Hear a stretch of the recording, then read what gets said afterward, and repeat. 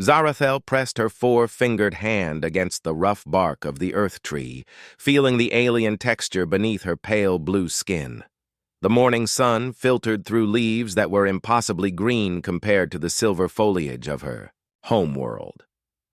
2 years had passed since the human auction block, 2 years since Marcus had looked past her defective status and seen something worth saving. "Mama Zara! Mama Zara!" Two small voices called from the farmhouse, and she turned to see them running toward her, Marcus's twins, barely 4 years old, their chubby legs carrying them as fast as they could manage. "Sarah, Tommy, careful on the wet grass," she called back in heavily accented English, though her heart swelled at their approach. On Kelthera Prime, she would never have been permitted near younglings. Infertile females were considered cursed, contaminated. They were sold to off-world labor markets or worse.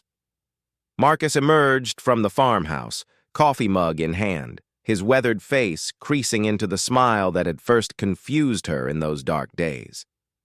"They've been asking for you since sunrise," he said, settling onto the porch steps. "Something about the seeds you planted with them yesterday." The Kelthari slave markets had been efficient in their cruelty. They'd stamped her forehead with the infertility mark, a jagged scar that proclaimed her worthlessness to any potential buyer. Most species avoided marked Kelthari like plague carriers, but humans, she'd learned, were different in ways that still amazed her. Marcus had been the only bidder when her lot came up, a widowed farmer from rural Montana looking for help with his land and his children after his wife's death. The auctioneer had practically thrown her sale papers at him, eager to be rid of damaged goods. "The Kelthari female comes with standard labor warranties," the auctioneer had announced. "But buyer beware, she's marked infertile. Breeding rights are void." Marcus had looked directly at her then, meeting her eyes when others looked away. "I'm not buying her for breeding," he'd said simply. "I need help raising my kids and working my farm. Can she do that?"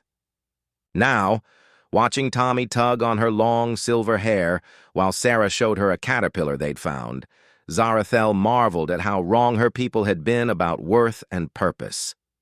"The sprouts are coming up," Sarah announced proudly, dragging her toward the garden plot they'd worked together. "Just like you said they would." Zarathel knelt beside the small green shoots pushing through the dark earth soil.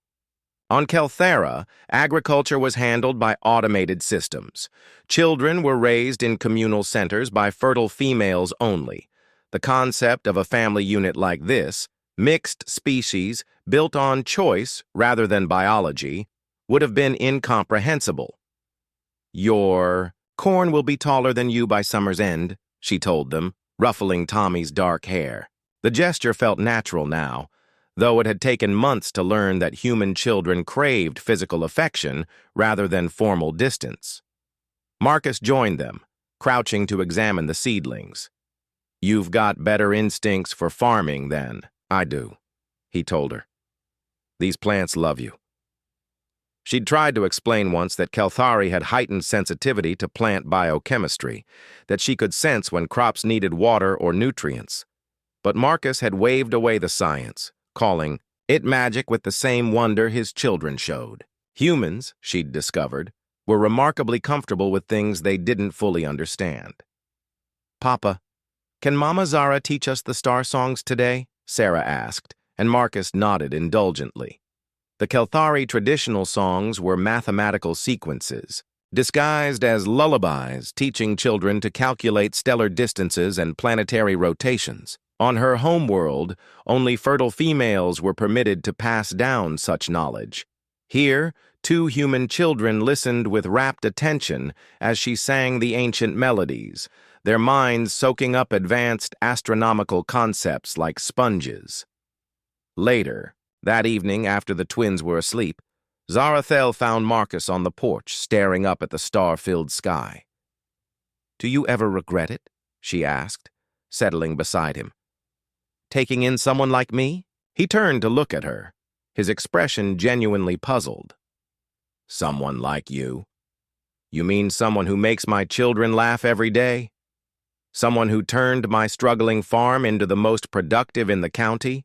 Someone who brought music and stories and wonder back into this house?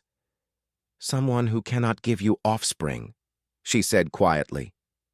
The mark on my forehead is the stupidest thing I've ever heard, Marcus interrupted. My kids call you Mama. You sing them to sleep and teach them about the universe and show them how to grow things. You are their mother in every way that matters. Biology is just one way to make a family, Zara.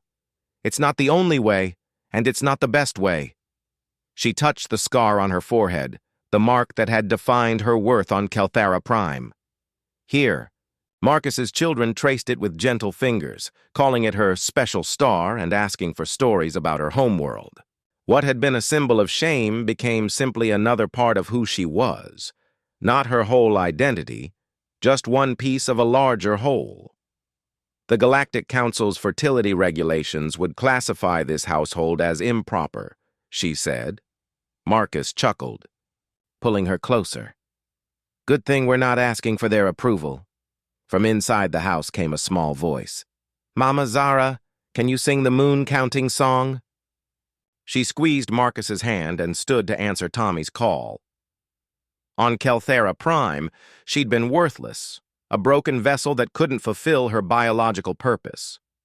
But here, in a farmhouse under alien stars, she'd learned that worth wasn't determined by what you couldn't do. It was measured by what you chose to do with what you had. And what she had was more than she'd ever dreamed possible on that auction block 2 years ago. A family that chose her, children who loved her, and a future built on something far stronger than genetic compatibility, the simple, revolutionary human belief that love makes families, not biology. As she headed inside to sing her son to sleep, Zarathel smiled at the beautiful absurdity of it all.